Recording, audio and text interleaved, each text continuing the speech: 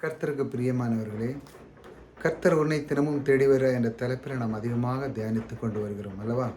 தேவன் நம்முடைய வாழ்க்கையிலே ஒவ்வொரு நாளும் அவர் தேடி வந்து அவருடைய வார்த்தையை நம் உள்ளத்திலே விதைக்கிறார். அந்த விதையானது நம்முடைய வாழ்க்கையில எல்லாவித நன்மைகளையும் தருகிறதா இருக்கிறது. ஆகையால் அவருடைய வார்த்தைகளை நாம் அதிகமாக தியானிக்க வேண்டும். அவருடைய வார்த்தை தியானிப்போம். நன்மையினால் உன் வாயை திருப்தியாக்குகிறார். கழுகுக்கு சமானமாய் உன் வயது திரும்ப வால வயது போல ஆகிறது. பாருங்க, வால வயது போல நீங்கள் இருக்கணும்னு அவருடைய விருப்பமும் சித்தமாக இருக்குது. மனிதன் வந்து ஒரு குறிப்பிட்ட காலங்களில் வந்து எப்பவும் அவனுடைய வயது வர வர அவனுடைய இளமையெல்லாம் மாறி அவன் முதுமையாக தெரிய ஆரம்பிச்சிடறான். அதுலேருந்து போயிடுது. ஆனால் தேவன் இதை வேறு விதமாக உங்களுக்கு கற்றுக் கொடுக்குறாரு. வாலிபமாக, அதாவது சரீரத்தை அவர் சொல்லலை, வாலிபமாக சொல்லுகிறார். பாருங்கள், நன்மையினால் உன் வாயை திருப்தியாக்குறார். நன்மை, நீங்கள் நன்மைன்னா என்ன நினைக்கிறீங்க? உங்கள் நாவை எப்படி நீங்கள் கையாளுதை பொறுத்து தான் உங்களுக்கு நன்மை நடக்க போகுது இல்லையா? இப்போ நீங்கள் ஒரு இடத்துல போயிட்டுருக்கீங்க, உங்கள் நாவை நீங்கள் சரியாக பயன்படுத்தலைன்னா உங்களுக்கு அடிதான். நீங்கள் நன்மையான வார்த்தைகளை போயிட்டால் உங்களுக்கு மகிழ்ச்சி. இப்படி நன்மையான வார்த்தைகளை தேவனிடத்தில் நீங்கள் கற்றுக்கொள்ளணும். எப்படி பேசணும், நாவை எப்படி கையாளுவதுன்று வேத வசனத்தில் ஏகப்பட்டு இருக்குது. அதை நீங்கள் படிக்கணும், அதை நீங்கள் அறிந்து கொள்ள வேண்டும். இதுதான் ரொம்ப மிக முக்கியம்.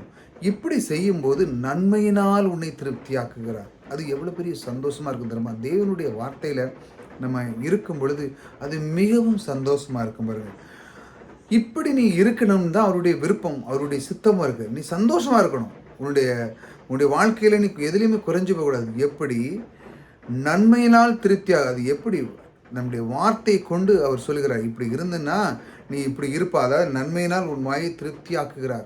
நன்மையினால் தான் உன் வாயை திருப்தி ஆக்குறார். இல்லைன்னா நீ வேற தப்பாக ஏதாவது பேசி வாங்கினா உன்னை திருப்தி ஆக்க முடியாது. ஏன்னா தேவன் அப்படி தான் சொல்லுகிறார், நீ எதை பேசணும்.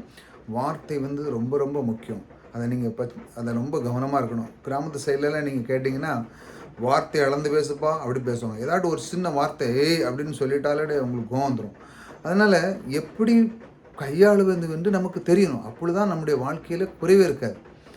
அப்படி இருக்கும் பொழுது தான் நீ எப்பவும் வாலிபமோல இருப்ப. அதாவது உனக்கு ஒரு மெச்சூர்டு, அதாவது உனக்கு எது எப்படின்னு தெரியணும் அப்படின்னு, அதாவது உனக்கு உள்ளான அறிவு, அது உள்ளான அந்த ஆவிக்குரிய விதத்தில் நீ வளர்ந்துருக்கணும். எப்பவும் வாலிபனாக இருக்கணும், எப்பவும் கற்றுக்கொள்வதற்காக இருக்கணும். இந்த வயசான பிறகு இந்த தாத்தா ஒரு இடத்துல படுத்து கிடந்துட்டு அப்படியே சரி என்ன வா காடு வாங்குது வீடு போங்குது இந்த கதையால் இருக்கக்கூடாது. எப்பவும் நீங்கள் தேவனோடு இருந்து ஆவியில் வளர்ந்து கொள்ளணும். எப்பவும் இளமையாக இருக்க கற்றுக்கொள்ள வேண்டும். தேவனோடு எப்பவும் நேரம் ஸ்பெண்ட் பண்ணணும். எப்படி இந்த பிள்ளைகள் பாருங்கள், இந்த படிக்கிற பிள்ளைகள்லாம் எப்படி இருக்கு பாருங்கள். ஏதாட்டும் படிக்கணும், வாங்கணும், கற்றுக்கணும். இன்றைக்கி அந்த 10th போகிறாங்க, 11th போகிறாங்க, 12th போகிறாங்க, டிகிரி முடிக்க ஏதாட்டும் கற்றுக்கிடணும். எப்பவும் அவங்க தன் சரீரத்தில் என்னது கிடையாது, ஒரே உற்சாகம். அதை அந்த மாதிரி வயசானவர் சிலவங்க இவ்வளோதான் அப்படின்னு சொல்லி விட்டுறது. அப்படி இருக்கக்கூடாது. உங்களுக்கு ஒவ்வொரு நேரமும் கர்த்தரை அறிகிற அறிவில் நீங்கள் வளர வேண்டும். அதுதான் அப்படி தான் உங்களுக்கு நன்மை கிடைக்கும். பாருங்கள், அதுக்கப்புறம் ஒன்று பாருங்கள், கழுகுக்கு சமானமாய் உன் வயது திரும்ப வாழ வயது போல இருக்கு. அதாவது இந்த கழுகு இருக்குல்ல, அது ஒரு குறிப்பிட்ட காலம் வந்து என்ன பண்ணுதுன்னா தன்னுடைய ரெக்கைகள்லாம் உதறிடும். ஏனென்றால் அது பறக்கிறது ரொம்ப ஹைஃபைல தான் பறக்கும், ரொம்ப உயர்ந்த இதில் தான் பறக்கும். அந்த உயரத்துலலாம் இந்த மற்ற சிட்டுக்குருவி இந்த காக்காலாம் பேய்கிடாது. அந்த அளவு உயரத்தில் பறக்கும். அப்படியே பறந்துச்சுன்னா அப்படியே ரெக்கை அடிக்காது, அப்படியே பறக்கும். அந்த மாதிரி அது. ஆனால் கீழே உட்காரும் பொழுது அது ரொம்ப இதாக இருக்கும். அதுக்கு வந்து ஒரு இடத்துல உட்கார்ந்தோடனே தன்னுடைய ரெக்கையில் இருக்கிற அந்த இதெல்லாம் உதிர ஆரம்பிச்சிருப்பாங்க.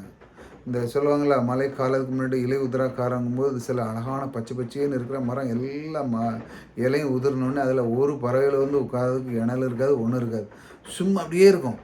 ஆனால் அதுக்கப்புறம் பாருங்கள், கொஞ்சம் 2-3 ஒரு 20 நாள் கழித்து அந்த மரத்தை பார்த்திங்கன்னா அது தலை விட்டு அப்படியே அழகாக பச்சை பச்சை பச்சை பச்சை பச்சைன்னு வந்துடும் கொஞ்ச நாளில். அதே போல் இந்த கழுகுக்கு என்ன தெரியுமா, ஒரு குறிப்பிட்ட காலத்தில் அது வந்து தன்னுடைய ரெக்கை வந்து உதிரிட்டு புதுசாக பிறக்கும். பாருங்கள், புதுசாக பிறந்த உடனே எப்படி இவ்வளோ நாள் இருந்து அதை விடையும் ஒரு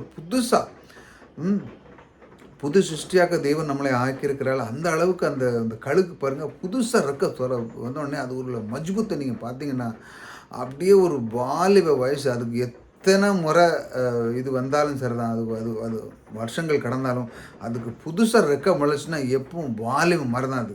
அதே போல் நம்முடைய வாழ்க்கையில் கர்த்தர் என்ன செய்கிறார் பாருங்கள். உங்களுக்கு அந்த அதே போல் கழுகு எப்படி அதனுடைய புது ரெக்கையை விரித்து தன்னால் எப்படி பறக்க முடியுதோ அதே போல் உங்களுடைய வயசையும் வாலிப வயசு போல் ஆக்குகிறார்.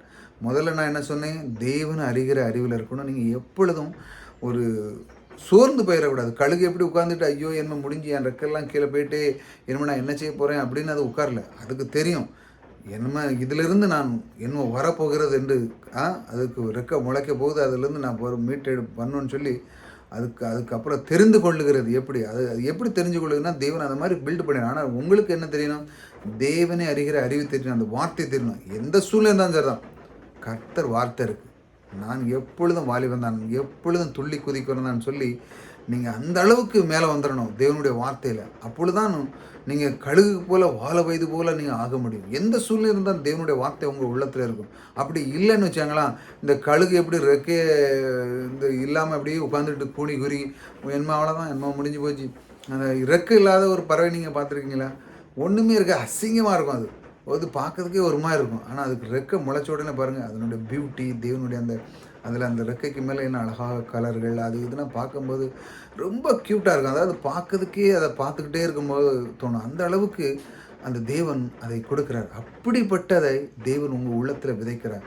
தேவனுடைய வார்த்தை அப்படி தான் உங்களுக்குள்ளே வந்த உடனே உங்களுக்கு அது ஒரு வெளிப்பாடாக தெரிஞ்ச உடனே நீங்களுடைய உள்ளத்தில் உற்சாகம் வந்துடும், மகிழ்ச்சி வந்துடும், சந்தோஷம் வந்துடும்.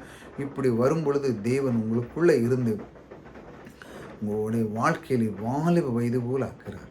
ஆக புதிதாக வந்து சப்ஸ்கிரைப் பண்ணிச்சாங்க. தொடர்ந்து நம்முடைய கர்த்தர் எப்படி நம்மளோடு கூட இருந்து எல்லாம் செயல்பட்டு கொண்டு இருக்கிறார். நம்ம தொடர்ந்து பார்ப்போம்.